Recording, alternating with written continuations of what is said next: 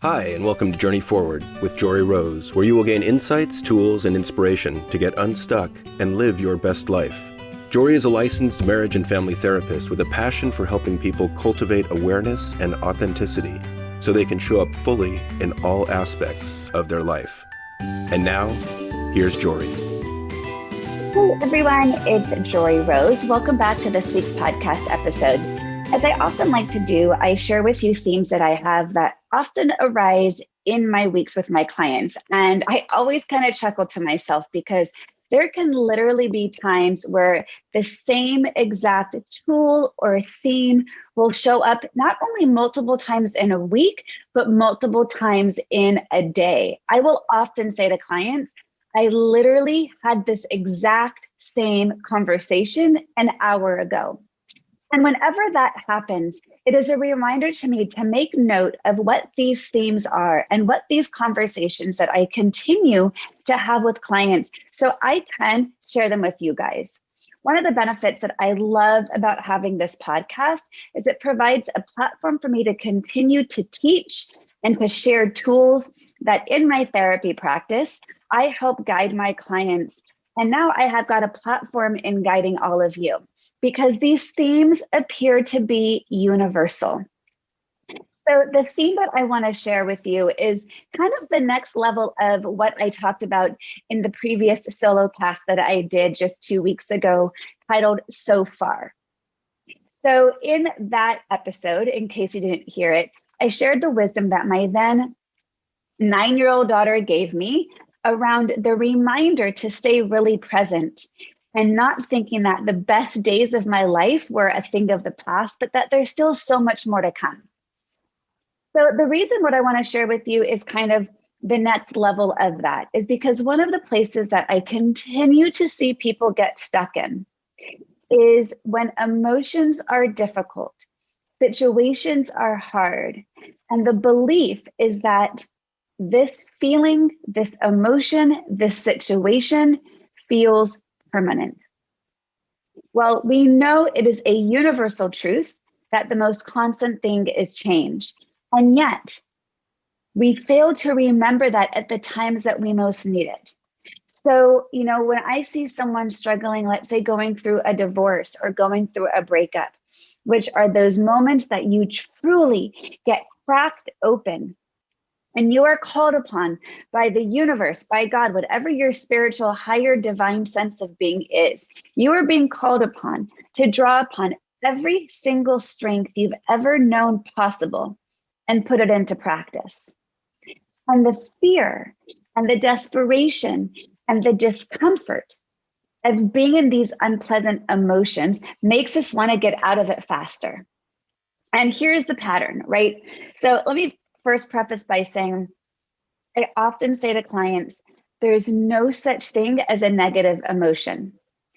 Well, I always get a lot of challenge and kickback by that because there are definitely emotions that suck a lot more than others. I'm not going to deny that truth. There's clearly emotions that we would much rather feel, like happiness, joy, peace, contentment, excitement. There's a lot of shitty emotions that feel hard that we don't want to have to be in. Depression, anger, sadness, loneliness, fear, anxiety. So while our experience overall is a positive or negative experience of the emotion, I want to remind you the emotion itself is simply just an experience. It's natural. It is simply part of being human. And people, because we are not conditioned and socialized to know how to sit with these difficult emotions, we get stuck into a couple of unskillful, and then it tends to lead to some unhealthy patterns. When these difficult emotions arise, we begin to go into a narrative that often is based in some comparison mind that we are stuck in which we mistakenly believe, why is this so hard for me? Because I can look to others and they don't seem to be struggling with this. So it must be me. What is wrong with me? So the first thing, well, actually, I don't think I even finished my previous thought around the negative emotions. I'll come back to that. But when we get stuck in this comparison mind, in having the false belief that nobody else suffers the way in which we do, then we are led to believe that something is fundamentally wrong with us that needs fixing. So right off the bat, I've named a couple of universal patterns that I see. Belief of negative emotions exist. And I'm not denying that these are not uncomfortable emotions. But when you believe that these are negative and bad, and something is wrong with you for feeling them, then the reminder I want you to take from this is to remember that these are all natural emotions. By assigning the label negative to them implies that something is wrong with me for not being able to get through it. The experience, it may be a negative experience. The emotion itself is a natural emotion. Being sad when your divorce is final is natural. Being angry when you've been gaslit is natural. Feeling lonely when you don't know who to turn to is natural. These are uncomfortable, and yet they are normal responses to human life.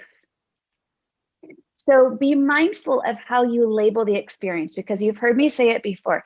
The language you speak inside your mind is just as powerful, if not more so, than the language you speak to others, because the language of our inner critic can determine our sense of self-worth, can impact our identity, can make us curious and challenge our skill set in the belief that we don't have it. And yet, when we can be mindful of that language in our mind to notice, look at that. I'm in comparison mind right now. I am comparing the best version of what I see of other people, which might be what I see on social media or just hear about during a phone call with a friend, in which I'm getting the highlight reel, generally the positive surface level highlight reel of their day. We don't often too easily get the super vulnerable, lonely, desperate highlight reels of people's day. We are often fearful of showing that part of ourselves, because it comes to this belief that something is wrong with me when I don't know how to get out of that emotional spiral of feeling stuck in overwhelm and desperation and sadness. You are human. Whatever you experience is simply part of the human experience. The key is, can I develop and cultivate the skills and the tools for the self-care and for the steps to help me get out of that spiral? Can I have the openness to learn a new skill set? Because here's the truth.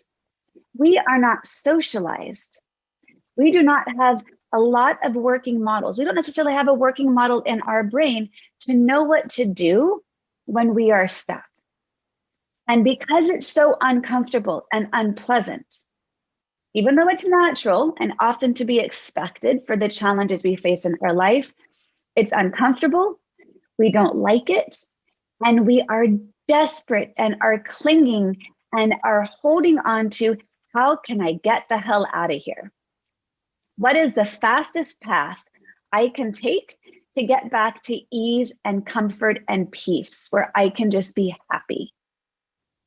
So in that desperation, to want to escape out of the unpleasant situation, the overwhelm, the anxiety, the fear, the discomfort of sitting with sadness, of sitting with depression, here's the irony.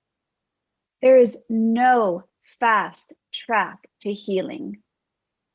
That the wisdom comes in the reminder that the only way out is through, and that it is when we can truly allow ourselves to sit in the discomfort and feel it and honor it and have self-compassion for whatever it is that's arising, because like I've said, it's simply part of being human.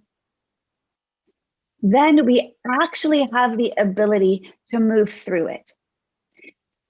Because when we want to fix it, when we want to solve it, when we want to deny, dismiss, or ignore it, When we stay in judgment and ask ourselves, why am I feeling this way? Why can't I just pull my shit together?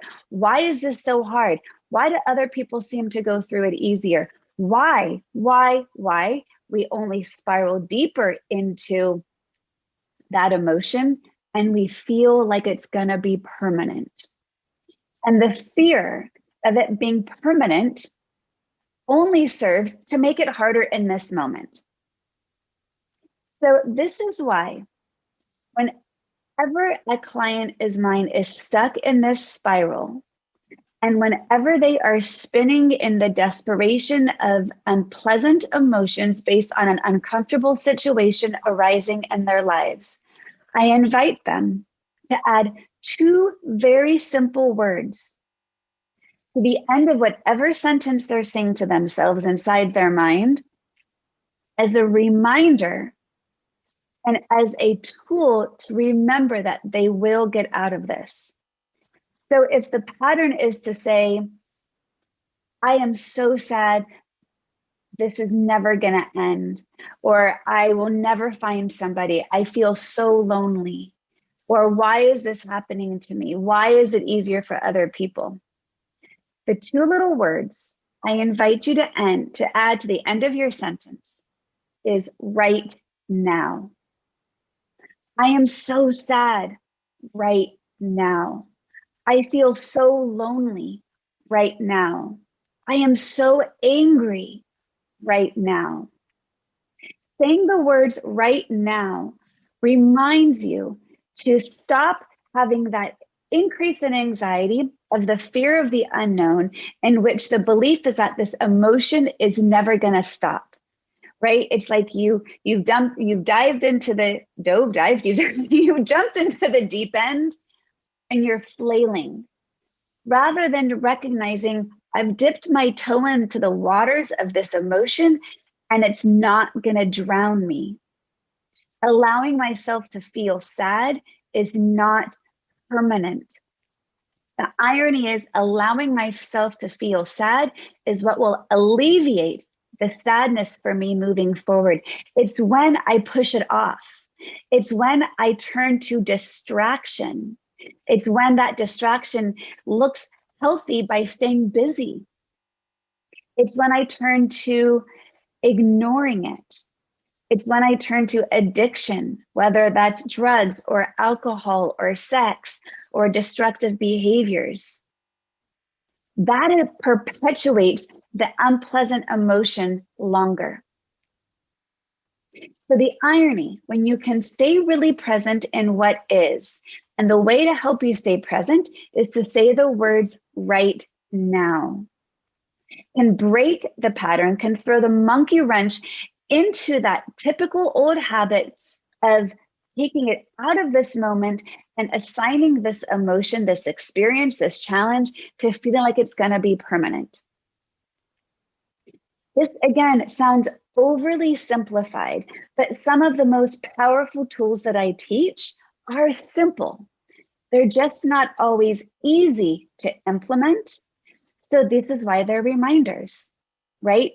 It's like just building a muscle, because that desperation, the fear of feeling our emotions is that if I allow myself to feel it, I'm not sure it's ever going to end. If I let myself sit down and cry, will the tears ever stop? If I let myself really tap into the anger, can I ever control it? So as you are navigating these natural emotions, as these real life situations arise, be really mindful of not getting into comparison mind around looking to see how others around you, your perception of how others around you are navigating similar waters, because they're likely not expressing it in an authentic way because being vulnerable is scary. So really be mindful of what you're comparing against.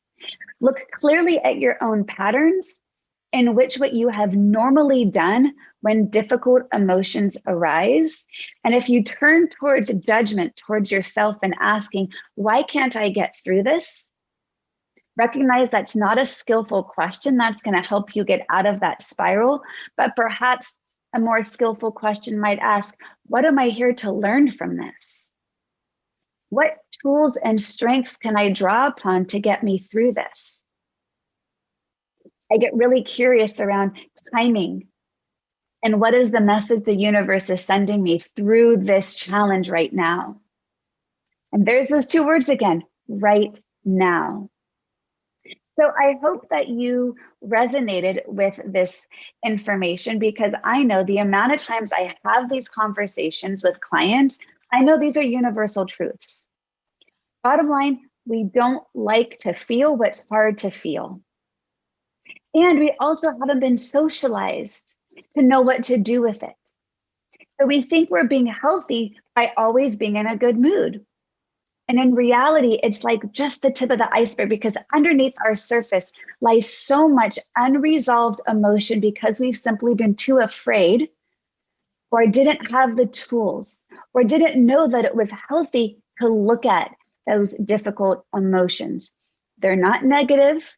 The experience may create a negative experience for you of feeling it, but the emotion itself is natural. Nothing is wrong with you for feeling whatever it is you feel. I simply want to be here to guide you to recognize there's no fast track out of a difficult emotion. The irony is, when you allow yourself to sit with it, to be uncomfortable, to look at it, to get curious, and most importantly, cultivate self-compassion, which is simply just to say, this is really hard right now. This is part of what it means to be human. It is then and only then can we begin to navigate out of it. And every time we can learn to sit with a difficult emotion, it gets just a little bit easier. Maybe just a little bit each time. And if we can provide ourselves the compassion for, I don't have to be perfect at this. It might take time to develop a new habit and a new skill. And adding the words right now to whatever it is you're feeling will help keep you really present. Because I know that the fear of this never ending exasperates the emotion in the present moment. So I hope that you found this information helpful. I would love to hear your feedback on this. Feel free to put up a review, share with me your experience, send me a message through my Instagram or my Facebook. If you haven't already, I would love for you to join my Journey Forward community. You can join my Facebook group, which is link in the show notes.